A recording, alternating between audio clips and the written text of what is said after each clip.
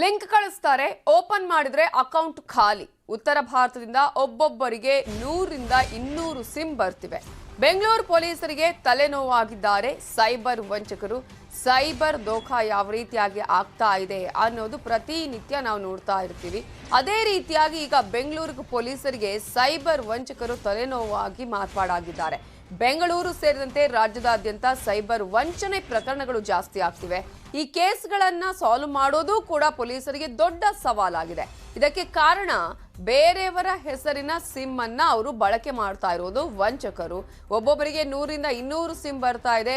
ಒಂದ್ಸಲ ಆ ಒಂದು ಸಿಮ್ ಅನ್ನ ಬಳಕೆ ಮಾಡ್ತಾರೆ, ಆ ನಂತರ ಆ ಸಿಮ್ ಅನ್ನ ಯೂಸ್ ಮಾಡಲ್ಲ. ಸೊ ಇದರಿಂದಾಗಿ ಇಂತಹ ಪ್ರಕರಣಗಳನ್ನ ಯಾವ ರೀತಿಯಾಗಿ ನಾವು ಭೇದಿಸೋದು ಅನ್ನೋದೇ ಪೊಲೀಸರಿಗೆ ದೊಡ್ಡ ತಲೆನೋವಾಗಿದೆ. ಈಗ ಲಿಂಕ್ ಕಳಿಸ್ತಾರೆ, ಓಪನ್ ಮಾಡಿದ್ರೆ ಅಕೌಂಟ್ ಇರುವ ಅಮೌಂಟೇ ಖಾಲಿ ಆಗಿರುತ್ತೆ.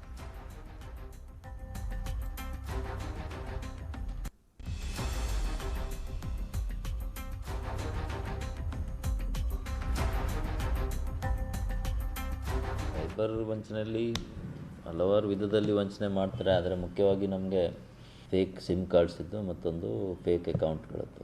ಸೊ ಇದರಲ್ಲಿ ಮುಖ್ಯವಾಗಿ ಸಿಮ್ ಕಾರ್ಡ್ಸಲ್ಲಿ ಏನು ಮಾಡ್ತಾಯಿದ್ದಾರೆ ಅಂದರೆ, ಹಳ್ಳಿಗಳಲ್ಲಿ ಯಾರು ಅನಕ್ಷರಸ್ಥರಿರ್ತಾರೆ, ಯಾರಿಗೆ ಇದ್ರ ಬಗ್ಗೆ ಜ್ಞಾನ ಕಡಿಮೆ ಇದೆ ಅಂಥವ್ರ ಹೆಸರಲ್ಲಿ ಭಾಳಷ್ಟು ಸಿಮ್ಗಳನ್ನು ಖರೀದಿ ಮಾಡಿಬಿಟ್ಟು ಅದನ್ನು ಸೇಲ್ ಮಾಡಿ ಸೈಬರ್ ಕ್ರಿಮಿನಲ್ಗಳು ಬಳಸ್ತಿರುವಂಥದ್ದು. ಅದೇ ಥರ ಬ್ಯಾಂಕ್ ಅಕೌಂಟ್ಗಳಲ್ಲೂ ಕೂಡ ಬೇರೆ ಬೇರೆ ಜನರ ಹೆಸರಿನಲ್ಲಿ ಬೇರೆ ಬೇರೆ ಐಡಿಗಳನ್ನ ಯೂಸ್ ಮಾಡಿಕೊಂಡು ಫೇಕ್ ಬ್ಯಾಂಕ್ ಅಕೌಂಟ್ಗಳನ್ನ ಕ್ರಿಯೇಟ್ ಮಾಡುವಂಥದ್ದು.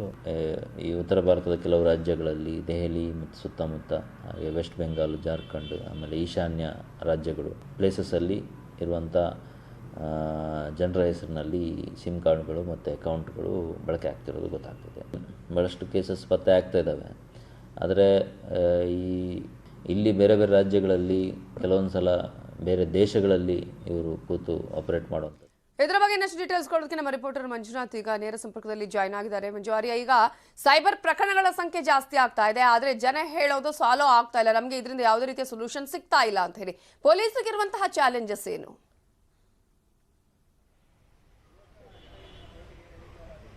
ಎಸ್, ಖಂಡಿತವಾಗ್ಲೂ ನವಿತಾ, ಇತ್ತೀಚಿನ ದಿನಗಳಲ್ಲಿ ಸೈಬರ್ ವಂಚನೆ ಪ್ರಕರಣಗಳು ದಿನೇ ದಿನೇ ಜಾಸ್ತಿ ಆಗ್ತಿರುವಂತದ್ದು. ಯಾಕಂದ್ರೆ ಹಿಂದೆ ನೋಡಿದಂತ ಸಂದರ್ಭದಲ್ಲಿ ಏನಾದ್ರು OTP ಅನ್ನ ಕಳಿಸುವಂತದ್ದು, OTP ಅನ್ನ ಕಳಿಸಿದಂತ ಬಳಿಕ ವಂಚನೆ ಮಾಡ್ತಿದ್ರು. ಆದ್ರೆ ಈಗ ಅದು ಯಾವುದೂ ಕೂಡ ಅಷ್ಟೇ ಮಾಡ್ತಿಲ್ಲ. ಬದಲಾಗಿ ಕೇವಲ ಒಂದು ಲಿಂಕ್ ಅನ್ನ ಕಳಿಸ್ಕೊಡ್ತಾರೆ.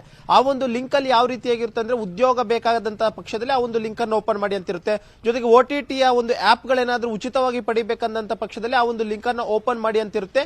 ನಾವೇನಾದ್ರೂ ಒಂದು ಲಿಂಕ್ ಅನ್ನ ಓಪನ್ ಮಾಡಿದಂತ ತಕ್ಷಣವೇ ನಮ್ಮ ಅಕೌಂಟ್ ನಲ್ಲಿರುವಂತಹ ಹಣ ಸೈಬರ್ ಕದಿಮರು ಕದಿಯುವಂತಹ ಒಂದು ಕೆಲಸಗಳು ಇತ್ತೀಚಿನ ದಿನಗಳಲ್ಲಿ ಜಾಸ್ತಿ ಆಗ್ತಿರುವಂತದ್ದು. ಸದ್ಯಕ್ಕೆ ಪೊಲೀಸರು ಹೇಳುವಂತಹ ಪ್ರಕಾರವಾಗಿ ಪೊಲೀಸರಿಗೆ ಇರುವಂತಹ ಒಂದೇ ಒಂದು ಕ್ಲೂ ಅಂತಂದ್ರೆ, ಅವರು ಯಾವ್ದಾದ್ರು ಒಂದು ಮೊಬೈಲ್ ನಂಬರ್ ಇಂದ ಮೆಸೇಜ್ ಮಾಡಿದ್ರೆ ಆ ಒಂದು ಮೊಬೈಲ್ ನಂಬರ್ ಮತ್ತು ಯಾವ್ದಾದ್ರು ಒಂದು ಬ್ಯಾಂಕ್ ಅಕೌಂಟ್ಗೆ ದುಡ್ಡು ಟ್ರಾನ್ಸ್ಫರ್ ಆಗಿದ್ರೆ ಆ ಒಂದು ಬ್ಯಾಂಕ್ ಅಕೌಂಟ್ ನ ಅಡ್ರೆಸ್ ಅನ್ನ ಪತ್ತೆ ಮಾಡುವಂತದ್ದು.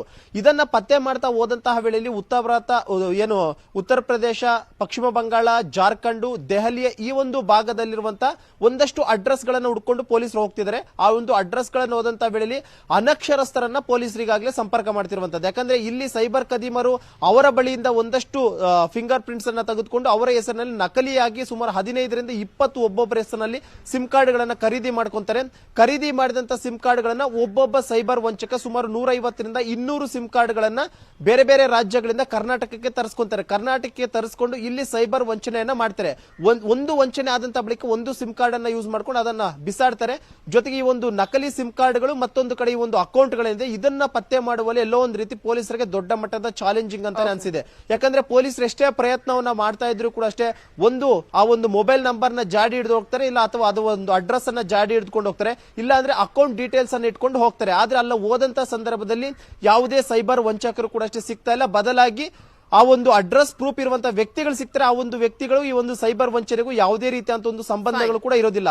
ಸದ್ಯಕ್ಕೀಗ ಪೊಲೀಸರೀಗ ಯಾವೆಲ್ಲಾ ರೀತಿಯಂತ ಒಂದು ಸಿಮ್ ಕಾರ್ಡ್ ಗಳನ್ನ ಬೆಂಗಳೂರು ನಗರಕ್ಕೆ ಸುಮಾರು ಒಬ್ಬೊಬ್ಬರು 150 ರಿಂದ 200 ಸಿಮ್ ಕಾರ್ಡ್ ಗಳನ್ನ ಕೊರಿಯರ್ ಮುಖಾಂತರ ತರಿಸ್ಕೊಳ್ಬೇಕು ಅಂತ ಈಗಾಗಲೇ ಒಂದು ಎಲ್ಲಾ ರೀತಿಯಂತ ಸಿದ್ಧತೆಗಳನ್ನ ಮಾಡ್ಕೊಂಡಿದ್ದಾರೆ. ಅದರಂತೆ ಕೊರಿಯರ್ ಮುಖಾಂತರವಾಗಿ ಕೂಡ ಬರ್ತಾ ಇದ್ದು, ಅದರ ಮೇಲೆ ಒಂದು ತೀವ್ರ ನಿಗಾವನ್ನ ಕೂಡ ಇಡ್ತಾ ಇದ್ದಾರೆ.